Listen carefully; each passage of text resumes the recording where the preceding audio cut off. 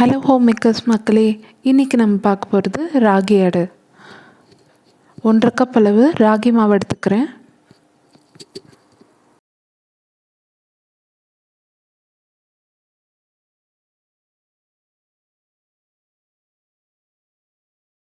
இப்போது இதுக்கு தேவையான அளவு உப்பு சேர்த்துக்கலாம்.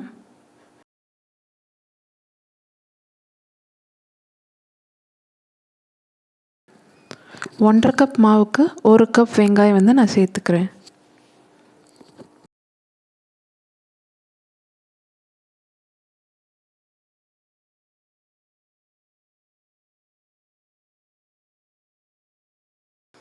இப்போ நல்லா மிக்ஸ் பண்ணதும் இதில் கொஞ்சம் கருவேப்பிலை இலையை போடுறேன். கூடவே ஒரு 3 பச்சை மிளகாய் நான் சேர்த்துக்கிறேன், நறுக்குனது.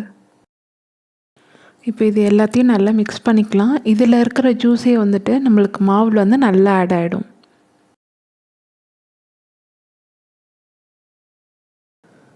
இப்போ ஒரு 3 ஸ்பூன் அளவு நான் கொஞ்சம் ஆயில் விட்டுக்கிறேன். ரொம்ப நிறையா ஆட் பண்ணிடாதீங்க.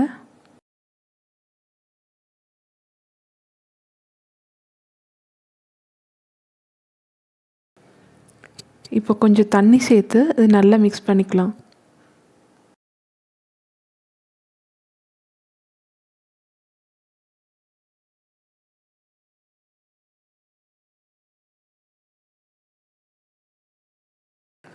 இப்போ இது நல்லா நம்ம பிசைஞ்சு வச்சுக்கிறோம். இப்போது இந்த பிசைஞ்சது ஒரு 20 நிமிஷம் நம்மளுக்கு ஊறட்டும். இப்போது ஒரு பிளாஸ்டிக் கவரில் கொஞ்சம் நல்லா எண்ணெய் அப்ளை பண்ணிக்கோங்க. அப்போ தான் நம்மளுக்கு ஒட்டாமல் வரும். உங்களுக்கு ரவுண்ட் ஷேப் வேணுன்னா நீங்கள் அப்படியே கூட இதில் ட்ரை பண்ணலாம். இப்போ நான் உங்களுக்கு காட்ட போகிறது ஸ்கொயர் ஷேப்பில் எப்படி பண்ணணும், ஹோட்டல் ஸ்டைலில், அது மாதிரி நான் காட்டுறேன். இப்போது ஒரு பால் அளவு எடுத்துகிட்டு அது நடுவில் ப்ளேஸ் பண்ணிக்கோங்க. இப்போ 4 கார்னர்ஸ்லேயும் அப்படியே ரேப் பண்ணி வச்சுக்கோங்க. இது மாதிரி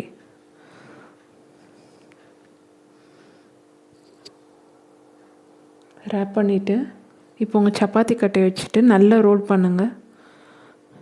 இந்த மாவு இந்த கவருக்குள்ளேயே நல்லா ஸ்ப்ரெட் ஆகும்.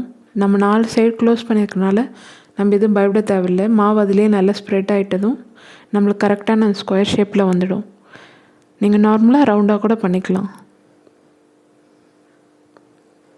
நம்ம இப்போது நல்லா ஓப்பன் பண்ணிவிட்டு இதை நம்ம தவாவில் போட்டு எடுத்துக்கலாம்.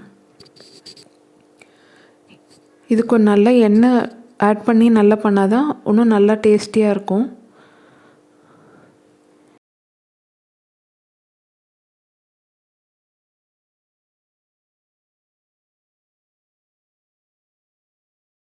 ஒரு 1 மினிட் அந்த சைடு குக் ஆனதும் இந்த சைடு நான் ஆயில் அப்ளை பண்ணிவிட்டு திருப்பி போட்டு திரும்ப இந்த சைடும் ஆயில் விட்டு நல்லா குக் பண்ணுறேன். இப்போ நம்மளுக்கு சுவையான ராகி அடை ரெடி. நன்றி.